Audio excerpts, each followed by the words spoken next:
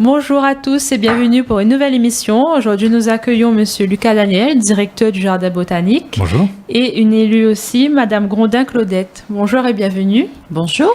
Alors, vous êtes venu nous parler de l'événement, pour la semaine du développement durable. Donc, comment vous avez participé à cet événement ? Alors, c'est vrai que le département qui aujourd'hui abrite dans ses services le jardin botanique de Mascarin, nous avons toujours œuvré dans le cadre du développement durable et dans le cadre de cette semaine européenne.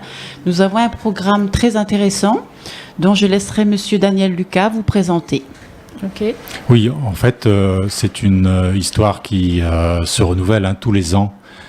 Mascarin, mais comme le Conseil général globalement participe à la SEDD. D'accord. Donc là, on a un programme assez riche. Voilà, donc, mais c'est une habitude pour nous de participer régulièrement à cette semaine. L'objectif, c'est vraiment de sensibiliser, comme il dit, les grands, les petits, les plus jeunes, les moins jeunes, au développement durable. C'est quoi le développement durable ? C'est de faire en sorte que nos pratiques au quotidien ils respectent un peu plus l'environnement, la nature. Donc voilà, notre objectif au travers du jardin, mais globalement au Conseil général, c'est ça, c'est de faire en sorte que les marmailles, mais aussi les plus grands qui viennent visiter, les touristes, les créoles, qui viennent visiter le jardin, on a un message un peu de préservation et en même temps de connaissance un peu de notre patrimoine naturel et culturel à La Réunion. Donc, vous intervenez aussi dans la sensibilisation des petits, des plus jeunes, etc. Donc, au quotidien, comment les actions-là sont mises en place au niveau des écoles ou comment ça se passe ? Alors, c'est vrai que nous avons bien évidemment le site internet pour pouvoir communiquer avec le public. Oui. Et le jardin botanique, c'est vrai que c'est un lieu qui accueille tout le public, comme disait Daniel, le grand, le petit, le grand moon, etc. Mais on est surtout ciblé sur les scolaires, parce que c'est notre génération future, et je pense qu'il n'y a pas mieux aujourd'hui de transmettre ce message, ce savoir-faire-là aux marmailles, pour que demain, ils peuvent transmettre le message aux autres. Oui. Donc, c'est surtout ça aussi, mais je pense, le fil conducteur. Voilà. Mais si, par exemple, si on prend un exemple, on a une exposition et des ateliers avec Nicolas Pado. Ça va être un des programmes, une des actions phares de notre programme. C'est vrai que nous l'a ciblé les enfants, les scolaires, mais pas que, parce que là, il y a eu des échanges entre les Gramoun et les plus jeunes. Et c'est aussi ça, le rôle du jardin, c'est de faire rencontrer les générations, de faire rencontrer les publics. Et on peut avoir comme ça des publics touristiques classiques qui rencontrent, qui voient passer une école. Donc les écoles régulièrement, ils viennent à Mascarin, les primaires bien sûr, mais aussi les collèges, c'est la compétence du conseil départemental.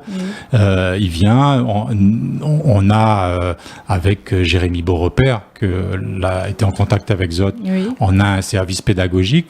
Donc l'objectif, c'est que le jardin, il serve à apporter de la connaissance, à apporter de la sensibilisation, et que le marmaille qui rentre au jardin, lui ressorte avec un petit peu plus de connaissances sur ce que c'est que son patrimoine naturel, mais aussi culturel. Parce que Mascarin, je ne sais pas si tous les auditeurs y connaissent, mais c'est un site historique aussi, qui date du XVIIIe siècle.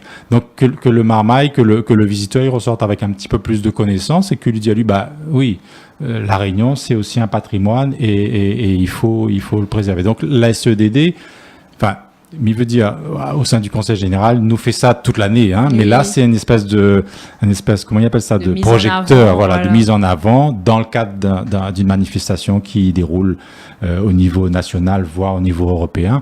Mais ces actions de sensibilisation-là, nous fait ça régulièrement, et je pense qu'avec Madame Grondin, elle sera d'accord, c'est une fierté pour le département de pouvoir, au travers de Mascarin, mais aussi au travers des espaces naturels sensibles et tout son patrimoine naturel et culturel, de faire en sorte que le Réunionnais au sens large et le marmaille en particulier a une meilleure connaissance de ce patrimoine, et donc s'il lui connaît mieux, lui protège mieux, lui met mieux en avant, quoi. D'accord. En fait, à travers cette expérience-là, Daniel, si tu es d'accord, c'est que les gens vivent. Enfin, l'artiste qui est Pado, il est venu, il a fait vivre aussi une expérience au public.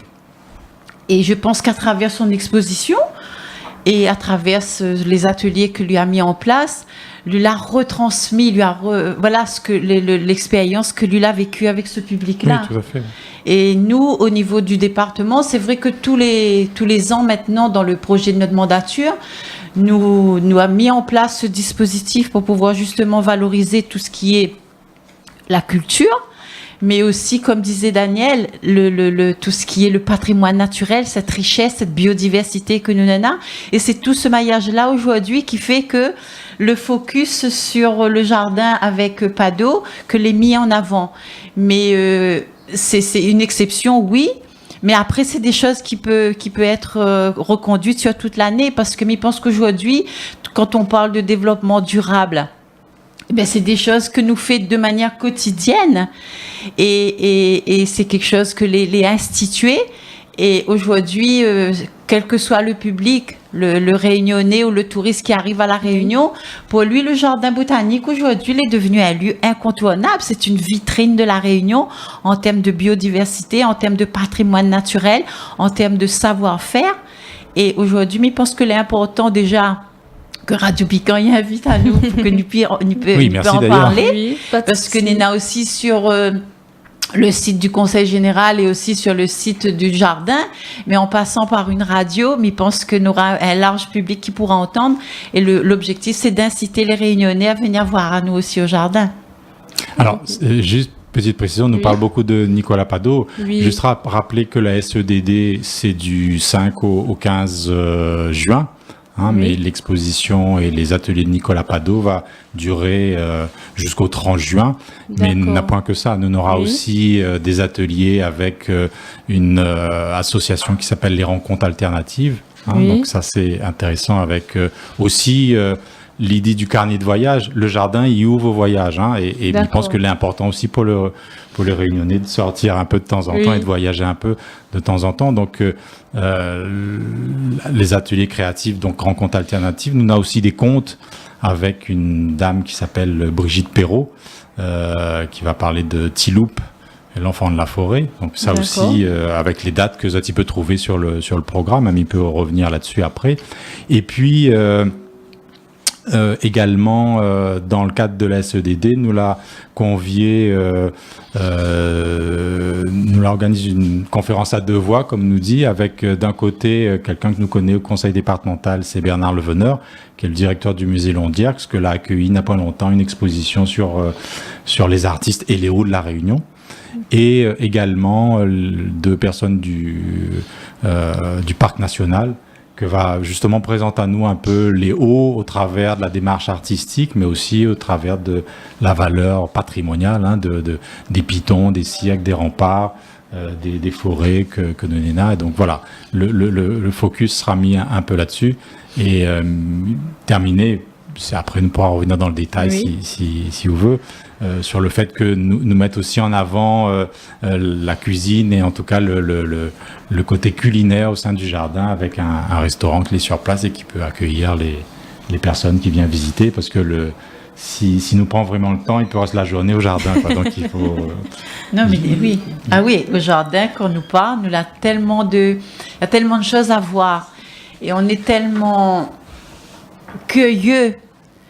Donc, on en a pour toute la journée, en fait.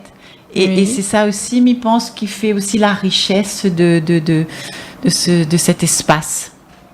Une richesse non seulement de rencontres avec l'humain, avec la nature.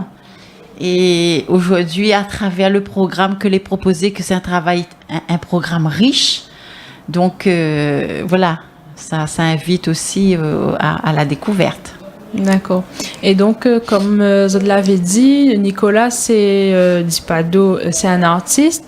C'est quoi exactement, on va dire, ses œuvres? Comment il met justement en avant la biodiversité réunionnaise et tout ça à travers ses œuvres? Disons que lui, son média, enfin son travail, c'est surtout l'illustration, parce que c'est un jeune réunionnais que la partie forme a lieu en Australie notamment, donc ça c'est intéressant. Donc il a fait aussi du dessin, d'illustration, du design, etc.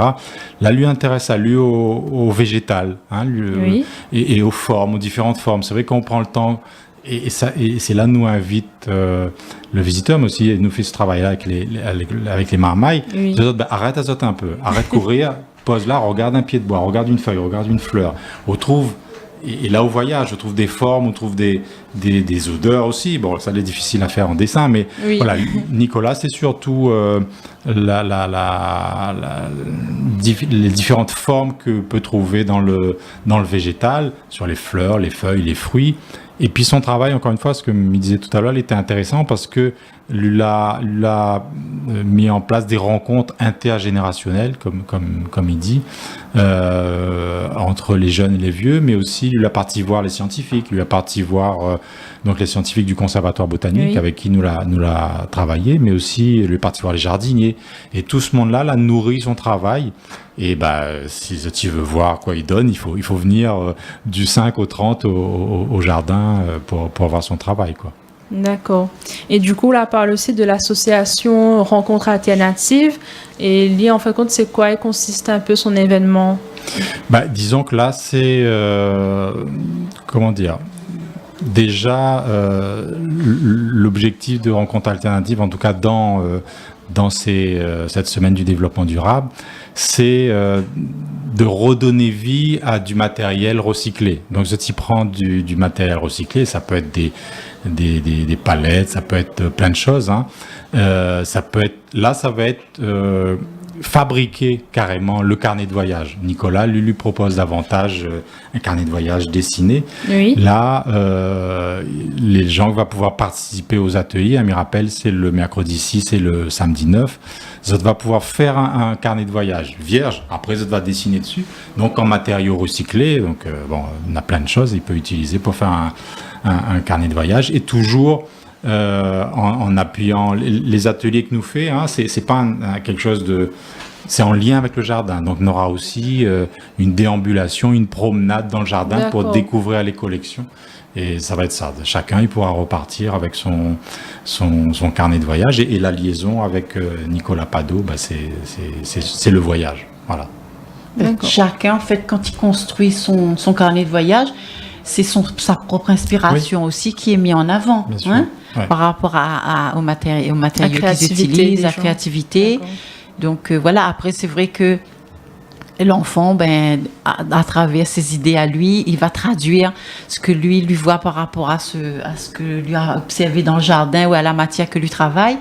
Là, je vois par exemple l'atelier à partir de 12 ans, donc ça veut dire que même le senior comme moi, il peut aller et créer mon propre jardin. Justement, s'il est ouvert à tout public, à tout âge. Il est ouvert à tout public. Après, c'est vrai que, par exemple, vous voulez parler du conte, de Brigitte Perrault qui fait les contes. Là, c'est plus des enfants. On est à 6-12 ans. Donc, le programme, si on regarde dans le détail, il y en a à la fois pour le public adulte, à partir de 12 ans, mais il y en a aussi pour les plus jeunes. Donc, il faut choisir, voir. Et n'importe tous les goûts, en fait. N'importe tous les goûts, tous les âges.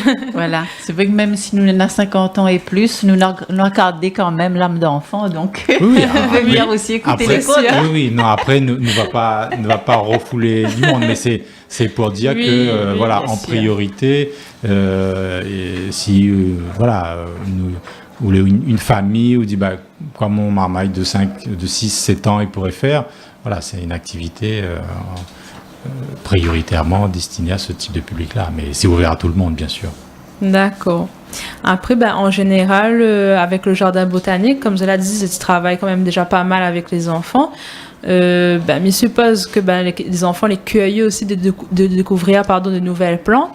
C'est vrai que les plantes, les noms scientifiques, tout ça, est-ce que les pas trop maillés avec ça? Non, ça arrive quand même à... Non, justement, nous l'a déjà fait l'expérience avec Madame Grondin aussi sur le terrain, et c'est pas que les enfants que les maillés, c'est tout le monde. Nous aussi, les moi-même maillés, le premier. c'est vrai que, mais c'est le jardin. Notre objectif, c'est comment amener le marmaille ou le visiteur globalement progressivement vers une connaissance de plus en plus précise. Et pour ça, bien sûr, nous commençons par les noms vernaculaires, les pieds de bois, les herbes, les machins, voilà. Et aussi, pas forcément par les noms, le fait de travailler sur les contes. Mais nous l'a fait aussi de la danse, nous l'a fait aussi. En ce moment, nous termine une exposition sur le land art avec la circonscription de Saint-Leu. Donc, c'est différent. En français, ils appellent ça des médias, des vecteurs. Il amène le marmaille progressivement. On va commencer par la lutte d'un bois de lait, puis après, ou d'un. La mine trouve pas le nom, mais d'un pied de bois. Et au fur et à mesure, on va apprendre à lui à découvrir, à savoir c'est quoi un nom scientifique, savoir qu'il est toujours. En règle générale, il est toujours en latin.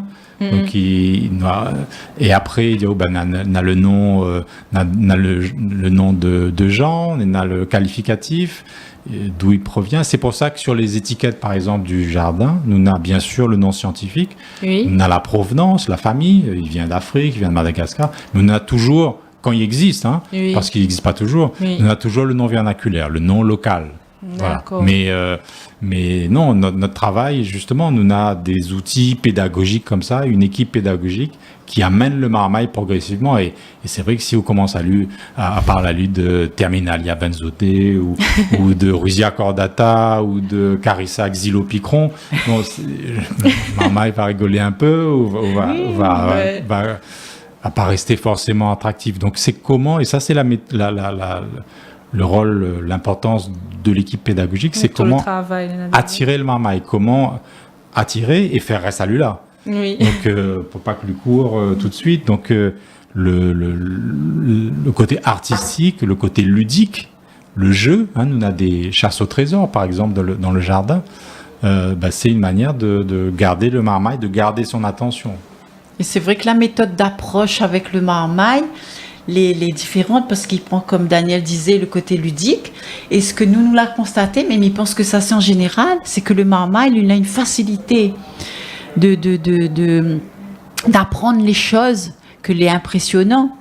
Parce que après, c'est vrai que généralement, quand on découvre quelque chose, nous retient que ce que nous l'avons envie de retenir. Mais le marmaille, quand on lui fait quelque chose, c'est quelque chose de nouveau, que lui ensuite il enregistre avec sa manière à lui, sa manière de marmaille, et quand on lui rapporte les choses, nous réalise que parfois le marmaille l'a assimilé beaucoup plus rapidement que nous, et c'est ça aussi que les biens, parce que je pense que l'enfant est parfois plus réceptif que l'adulte, sans vouloir être trop péjoratif dans le truc, non, bien sûr. Mais voilà, il est beaucoup plus réceptif. Non, c'est savoir comment susciter l'intérêt de l'enfant. Et l'intérêt de l'enfant, c'est de proposer, comme là dans le cadre du programme SEDD, c'est de proposer que ce soit un atelier avec un artiste, que ce soit des contes, que ce soit une conférence. Là c'est les plus anciens, les plus âgés. Mais voilà, c'est de proposer en fonction des publics un discours et une manière d'aborder le sujet.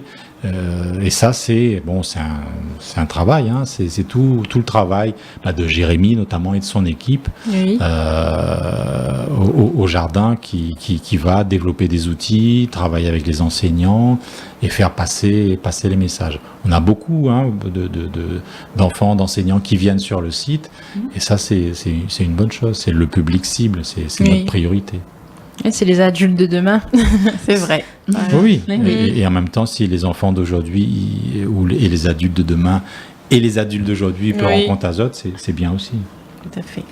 Et c'est vrai que nous, au niveau du département, c'est vrai que nous facilite quand même ce genre de choses, parce que nous avons également un fonds de transport qui permet justement d'amener les jeunes scolaires sur le site du jardin botanique, que moi maintenant m'y appelle jardin botanique, mais que me dit, comme le chanteur dit, c'est un jardin extraordinaire. Donc voilà, c'est des choses aujourd'hui, c'est des outils, c'est des lieux, c'est où quand on arrive, on peut qu'être on est émerveillé. Émerveillé, tout à fait. Voilà, c'est le mot. Et donc, justement, au contraire des enfants, par exemple, quand on a les gramoun et tout qui vient, on a des fois d'autres noms aussi pour les plantes, pas des noms scientifiques, des noms de la cour que la passe de génération en génération. Est-ce que justement vous avez eu un enrichissement aussi de ce côté-là avec les noms utilisés en créole, tout ça?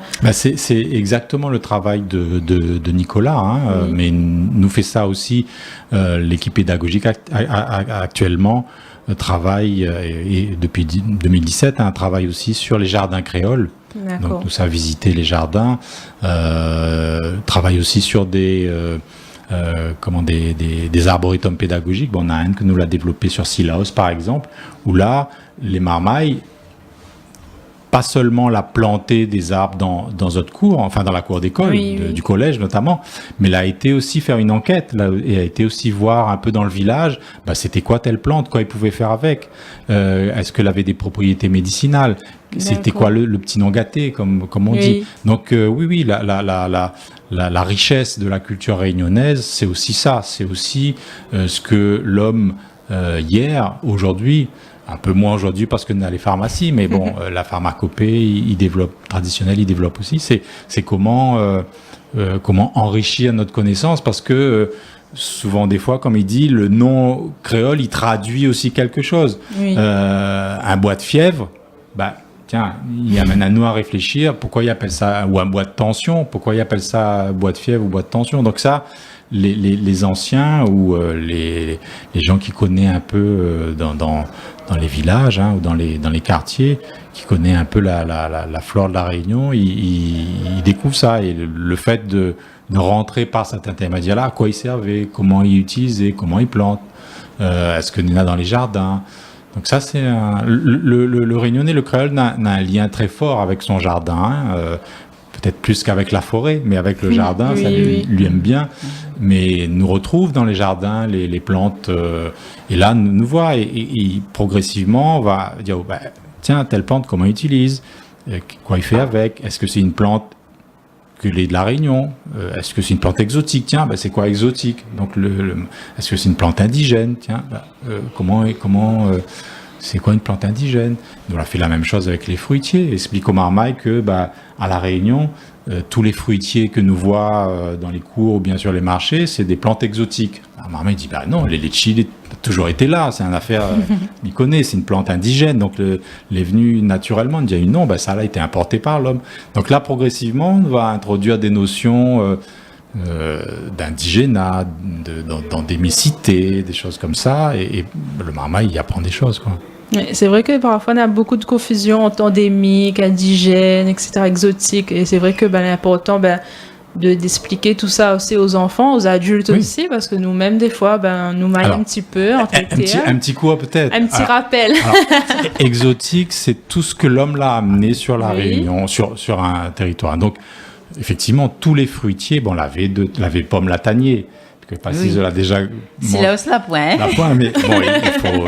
Mais là, on va dire, il n'avait pas de fruitier comestible au sens ça que nous trouve sur le marché. Donc tous les fruitiers, les exotiques. Là, mais regarde dehors, le ficus là, les exotiques. Toutes les plantes fleuries, tout ça, l'exotique. Donc c'est l'homme que l'a amené. Au fil de l'histoire de la Réunion, la canne à sucre, toutes les plantes agricoles. Après, indigène, c'est une plante que l'arrivée naturellement sur la Réunion. Ça veut dire que ce soit par les vents des cyclones, que ce soit par les marées, un bout de bois qui flotte avec des graines dessus, ou les oiseaux qui amènent des graines, etc. Donc, qui arrivent après sur un territoire et puis commencent à pousser. Et puis, donc, quand cette petite graine ou ce végétal arrive sur le territoire, donc c'est une plante indigène, lui va développer et lui va adapter à lui, comme il dit, au territoire, parce que nous, c'est une île cyclonique, nous l'est pas comme Madagascar, même s'il y a beaucoup de plantes qui viennent de Madagascar. Donc lui va adapter à lui va progressivement, lui va développer ce qu'on appelle des caractères un peu spécifiques, particuliers, ce qui fait que lui, c'est toujours un parent de la plante que l'était, par exemple, à Madagascar, mais lui l'est propre, enfin, lui l'est particulier, lui a son caractère particulier. Donc, au plus lui développe ses caractères particuliers-là, lui devient endémique, c'est-à-dire que lui devient endémique d'une région le lait lui existe que sur cette région-là. Et c'est pour ça il faut toujours dire endémique de la Réunion, ou endémique de la Réunion et de Maurice, ou endémique de la zone sud-ouest de l'océan Indien. Donc c'est, une plante endémique, c'est une plante indigène au départ, mais que là, adapte à lui et qu'il a développé des caractères spécifiques, un peu comme le métissage que nous connaissons déjà. Voilà. Ouais. Mais c'est un petit rappel que, quand on dit comme ça, il restera pas forcément, mais quand nous va amener le marmaille dans la collection verger d'abord, pour montrer à lui un peu les fruitiers qui existent, lui, il va poser des questions. Bon, déjà, un peu, lui connaît pas. Quand on me présente à le carambole, ou même le pied de café, ou le pied de, de zat, ou des choses comme ça. À part les pommes, les pêches, les oranges. Tout sur le marché. Et puis après, nous emmène à lui dans la collection, aussi peut-être sur les plantes, les épices, des choses comme ça, ou au final, dans la collection Réunion, on a les plantes indigènes. Donc là, lui voit la différence. Il voit la différence. Et nous explique à lui aussi que, par exemple, quand on a des cyclones qui passent sur le jardin, la collection plantes indigènes, il résiste beaucoup mieux que les autres collections. Il a moins de casse, parce que c'est des plantes que l'adapte azote au fil des centaines d'années que vous allez ou des milliers d'années. Donc, tu connais le cyclone, vous allez adapter. D'accord. Merci Daniel. Non, mais c'est vrai, c'est bien de rappeler, parce que c'est vrai que très souvent, on n'arrive pas à faire la différence entre l'endémisme et l'indigène. Donc mais c'est toujours bon de rappeler. Ouais. Donc un dernier petit mot pour nos auditeurs et nos auditrices qui écoutent Azote. Sur l'événement. Moi, j'incite les Réunionnais, le grand public, à venir au jardin botanique. Tous les jours, parce que comme je disais tout à l'heure, c'est un jardin extraordinaire, et c'est vrai qu'en ce moment, avec les semaines européennes de développement durable, donc il y a un programme très riche à découvrir, et je laisse le mot de la fin à Daniel. Non, juste pour rappeler, donc déjà vous remercier de l'invitation. Rappeler que le programme est sur le site du conseil départemental, et que sinon je rappellerai le numéro de téléphone du jardin 24 92 27 02 62 24 92 27, où on pourra vous donner soit les adresses mail, ça va être un peu compliqué là, ou le site pour pouvoir voir le détail et savoir les réservations, etc. Voilà. D'accord. Bon, je vous remercie beaucoup d'être venu aujourd'hui pour nous parler de votre événement. Moi, je vous dis à bientôt pour une nouvelle émission. Au revoir. Au revoir. Merci. Au revoir.